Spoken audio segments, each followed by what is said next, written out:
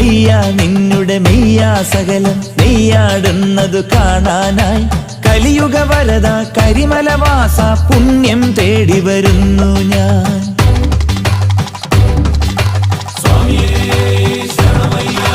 നിൻ പാവനമാം പമ്പാ സ്നാനം തുമ്പമകറ്റാനാവുന്നു.